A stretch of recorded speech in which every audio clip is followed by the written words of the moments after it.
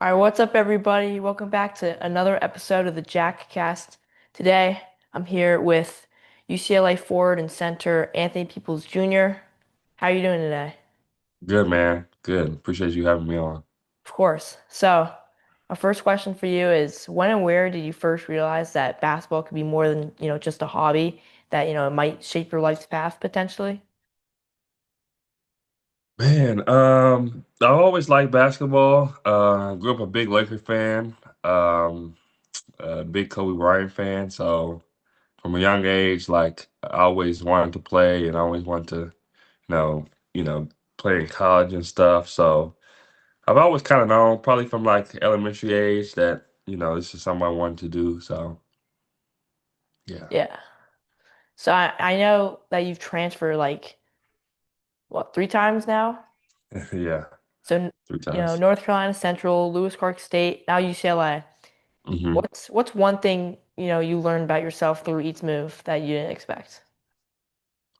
Um, Being able to just adapt to the level. I think every time I've transferred, it's been a level up. Starting off at Lewis Clark, that was non-Division One, NAIA. So I was there, and then the jump to North Carolina Central, which was Division One, below major, which was a difficult jump, but I was able to do that, and then finally the transfer up, to high major basketball was tough too. But yeah, just being able to adapt at each level. Yeah. So, what's like a moment from your childhood or high school career, honestly, that still influences how you approach the game today? A moment from my childhood. I would just say, yeah, I was a big Kobe guy, so just watching him, like he's big on like work ethic and stuff like that. So just carrying that on, and I think work ethic is honestly a reason why I was able to transfer up the levels that I've transferred up to, from non-division one to low major to high major. So I think just taking his work ethic and applying it to my own personal life and my own basketball career. That's great. Yeah. You've been talking about Kobe, but many athletes highlight role models like you just did with Kobe, but who's someone behind the scenes that's a non-athlete who's helped you persist when things were hard? I would just say my parents' support system, mom and dad, just they were there, supportive of me. You know, um, I had an old assistant coach from my NAIA days, by the name of Evan Jenkins. He's a head coach now at another NAIA, but he was big. He was big for me, as far as my development, and just always pushing me and you know, instilling in me like, I can transfer up these levels and produce and stuff. So I would say Edmund Jenkins was big for me, along with my parents though. They were huge. Nice, yeah. So if you could go back to like, let's say you're a college freshman, hmm what would you tell yourself?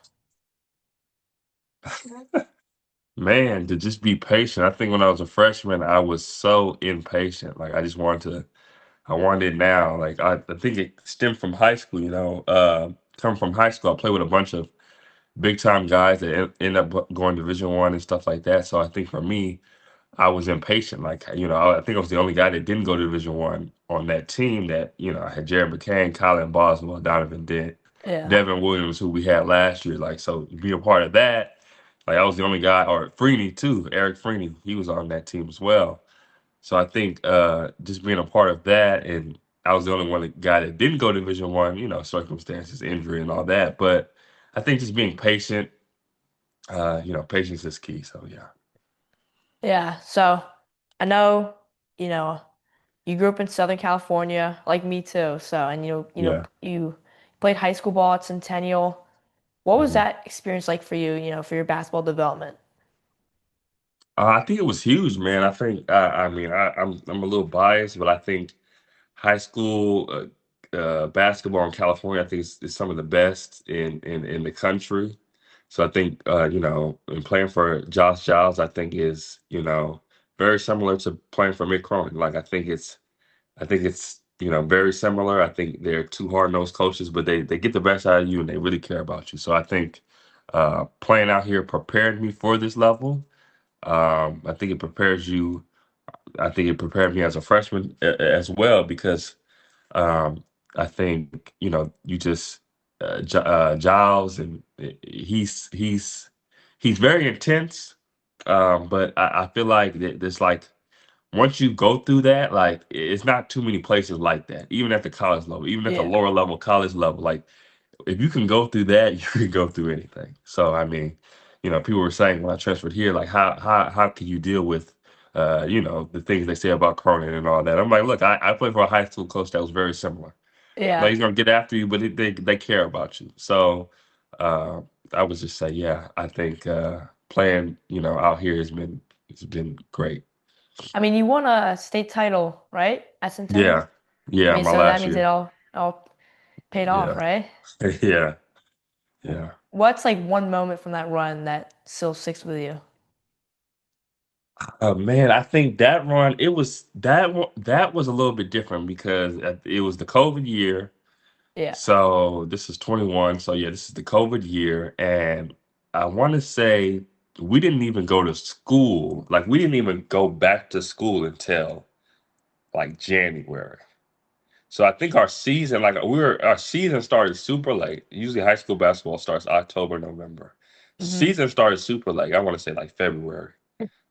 So like, during that, having to get tested all the time and having games canceled, and sometimes we couldn't practice because we didn't have enough guys. Like, I think just going through that little bit of adversity, um, and then coming out on top. I think the year prior, my junior year, we had a guy by the name of Paris Dawson who really just was a huge leader for us.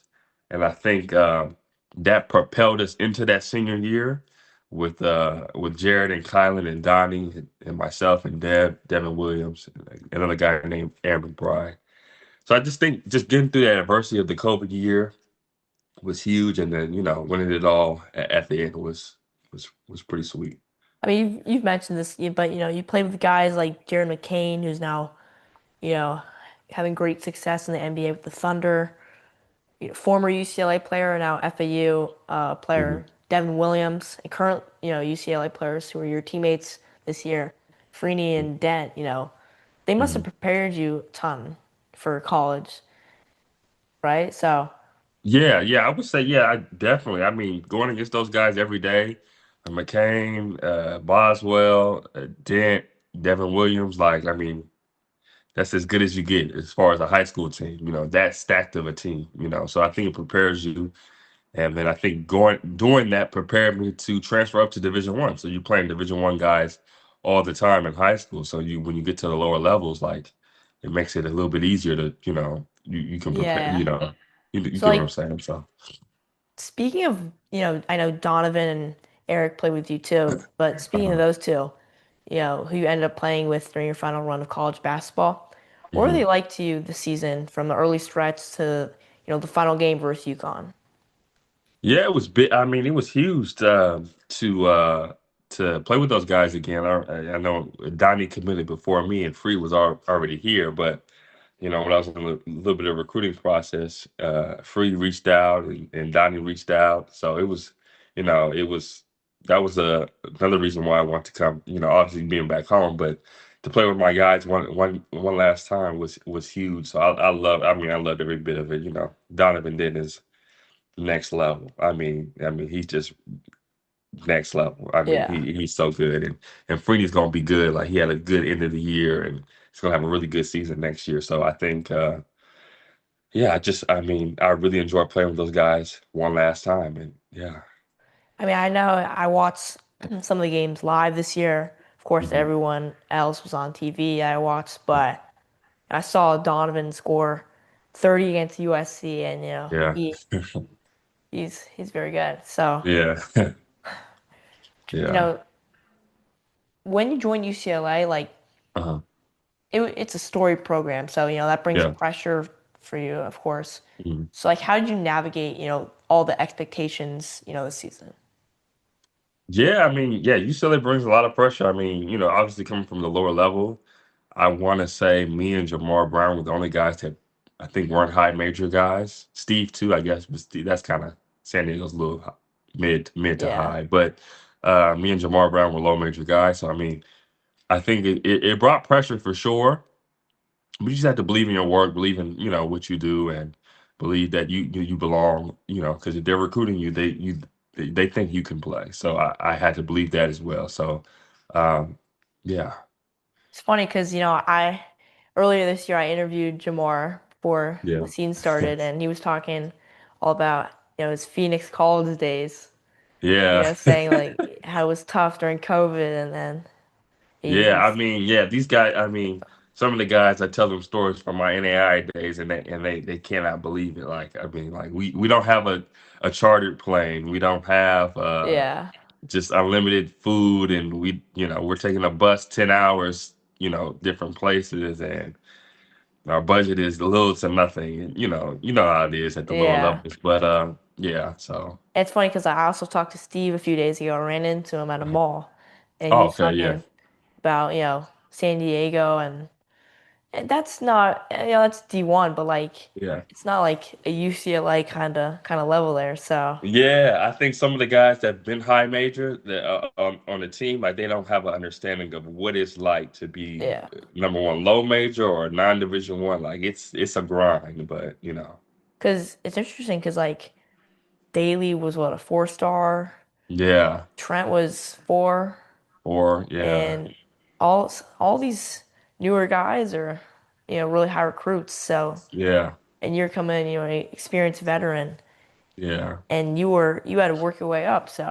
yeah. No, exactly, So like, exactly. what do you think of this, of like the team overall this year? That now that the year's over and your college career is done, have your would you say your expectations have held up?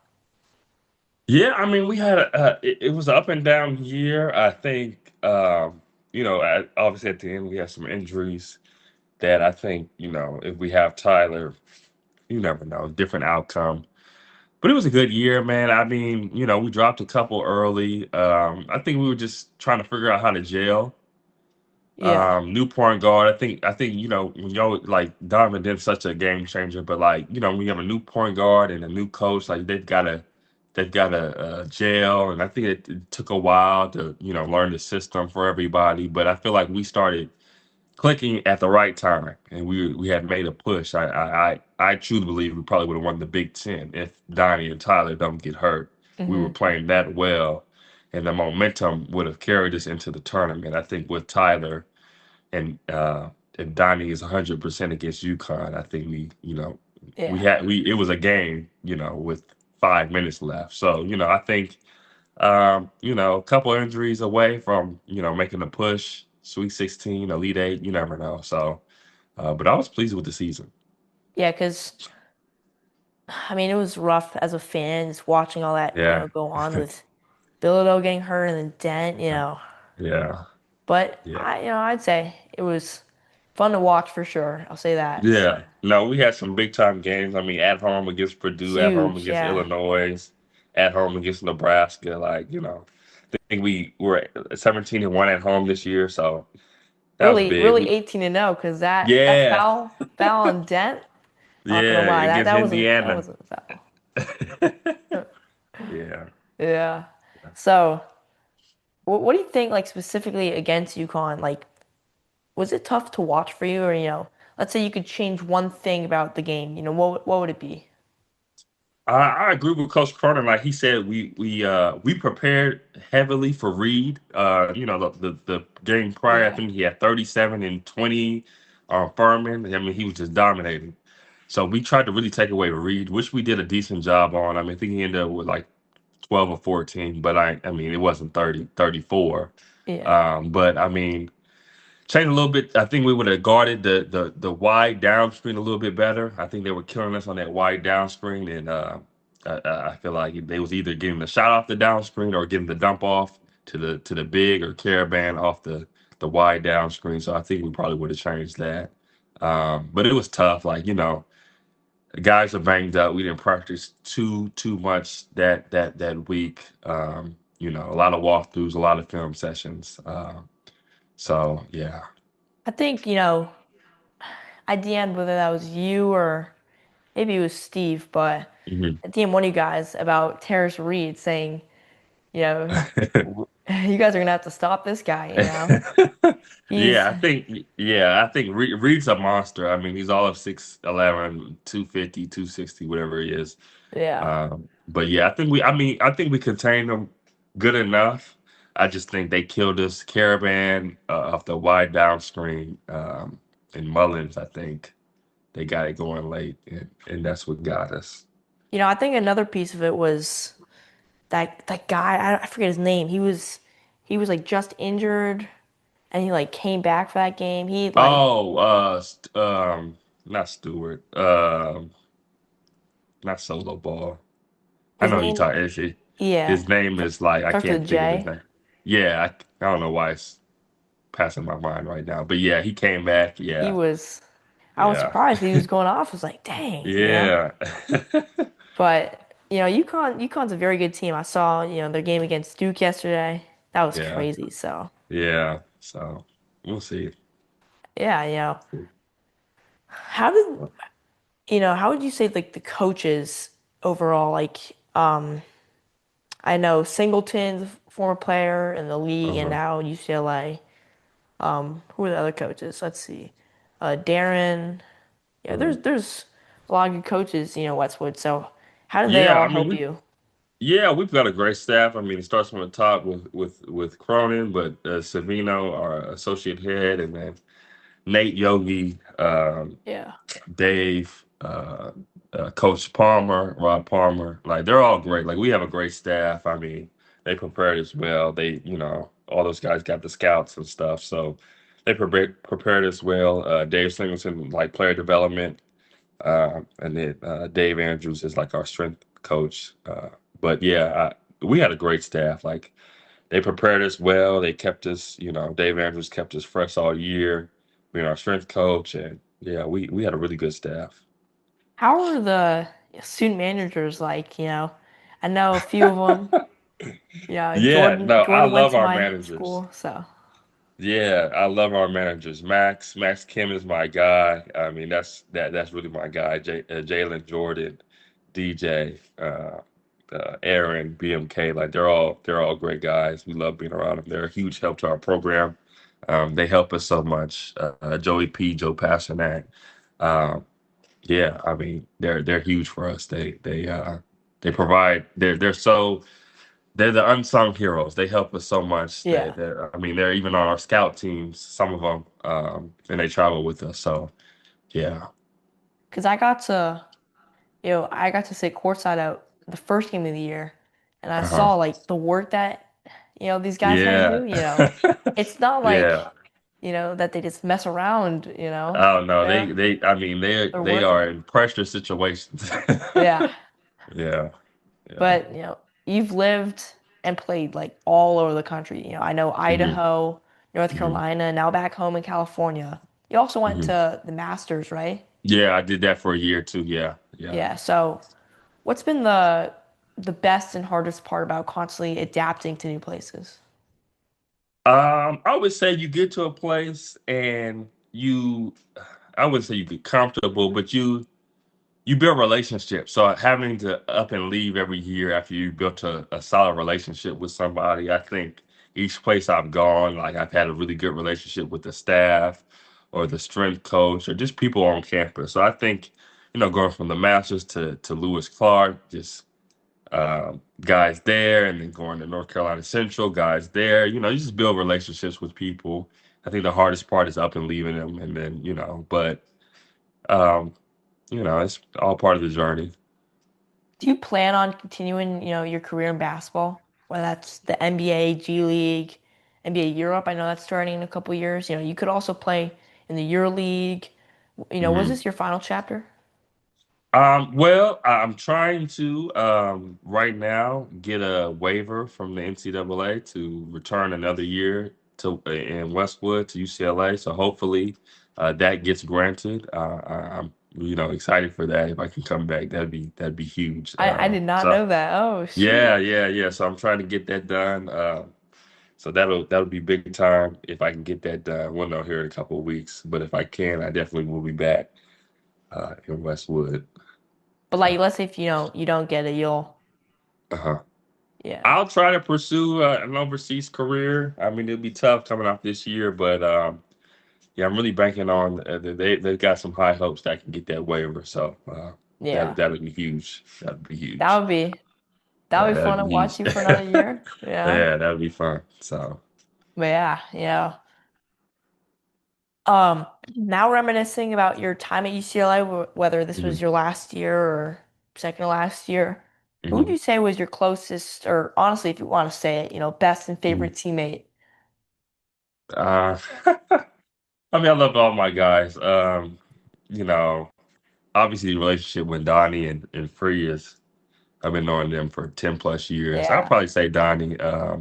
That's my guy. Like, always uplifting him, when, especially started the year when he wasn't playing as well, just uplifting him, but keeping in contact with him. But yeah, I think all the guys, they're all my guys, so Yeah, Donnie's a great guy. I talked to yeah, him after the game when he had 30 against USC, and he was yeah, very, very nice guy. So, yeah, yeah.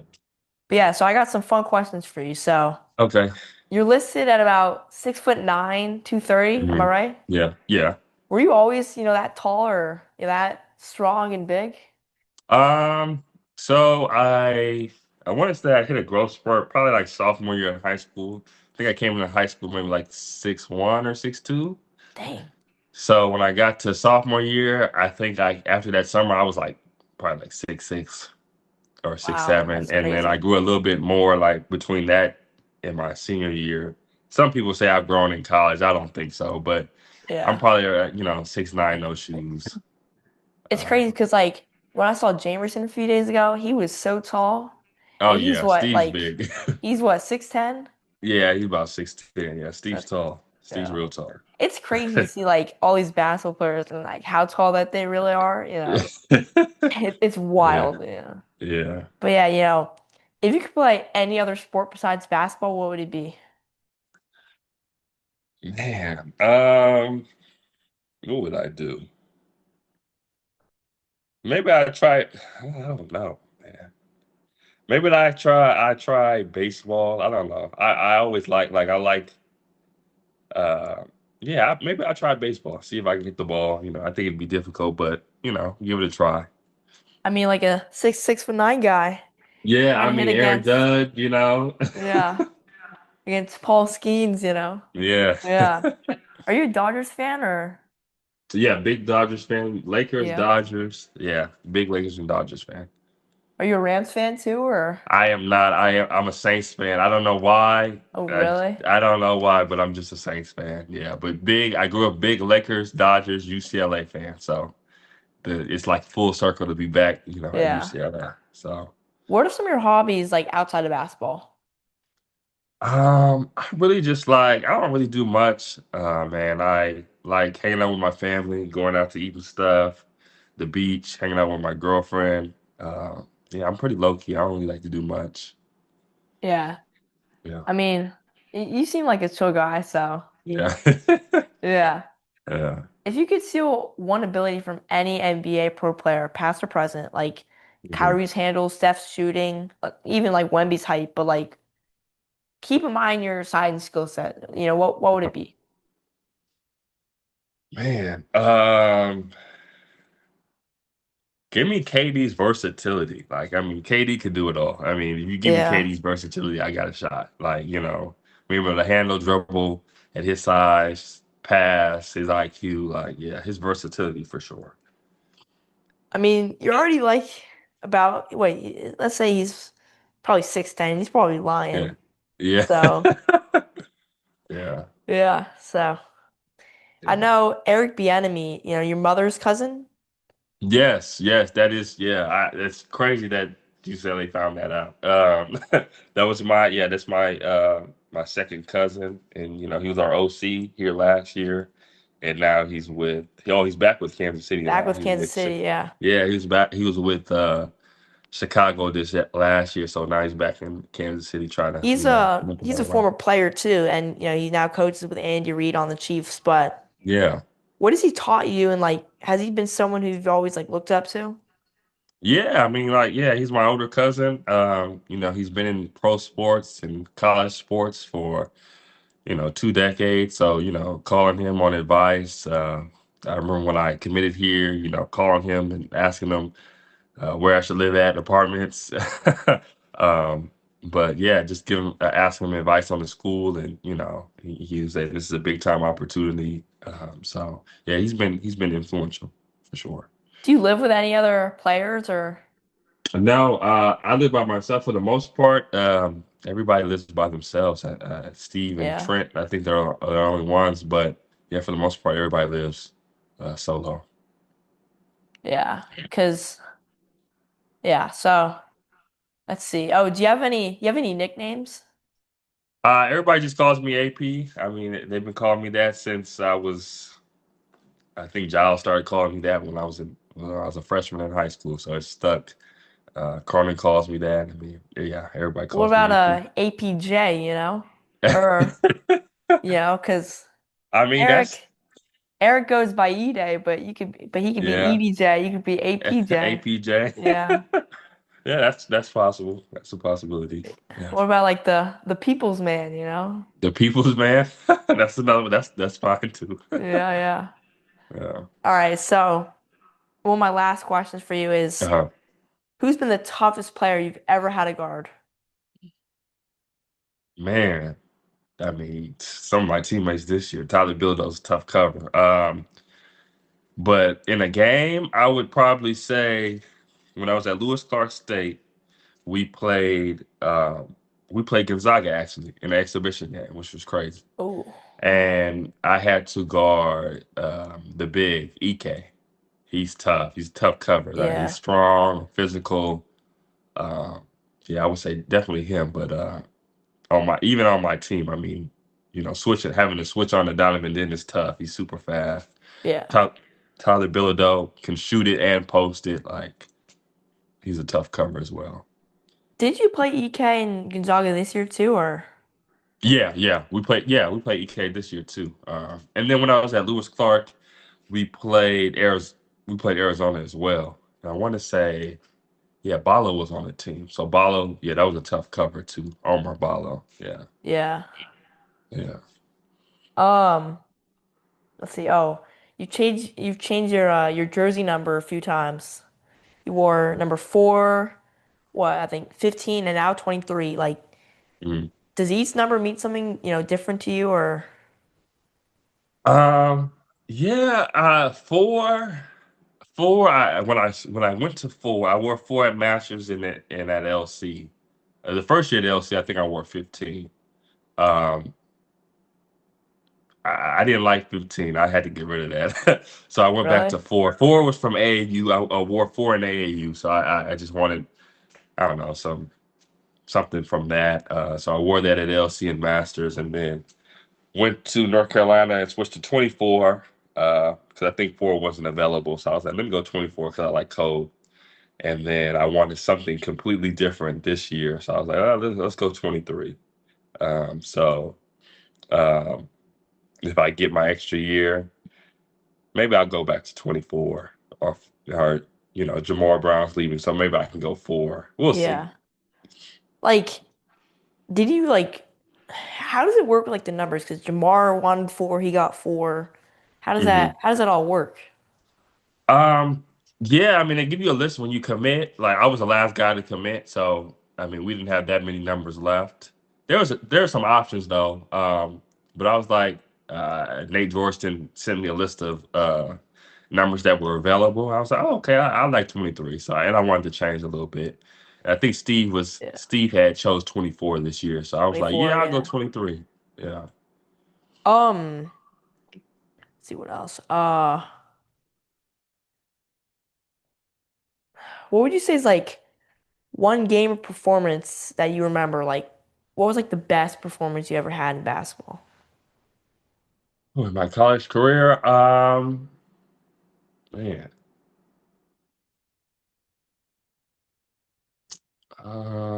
I would say when I was at LC, we played. This is lower level, so you probably don't know the names of these teams. But we played a team called Hope International in the national tournament, and had a good game against that, and that like propelled us into that. I think that took us from the round of 32 to the Sweet 16. So I had a big game there. Um, yeah, I've had some big games in at LC. Had a couple big games at Central last year. So yeah, probably that game in the national tournament at LC. All right, so Michael, last question for you Uh, is what do you want, NBA basketball fans across the globe to know about Anthony Peoples Jr., the player, the person, as you get ready for the start of a professional career, whether that's staying another year in college and then going pro or going pro right away this year? yeah, I mean, I like I've adjusted to each level. I've, when I'm against, obviously I've had some injuries in my career. So, just being able to adapt, being able to work hard and, you know, yeah, my adaptability. Like each level I've went up, I've able to adapt and catch on quick and, learn systems quick. So just being adaptable and, yeah, Thank you so much, Anthony, for no, coming I on today. appreciate it. No, I Appreciate appreciate it it. though. All right now. All right. Yeah. Thank you.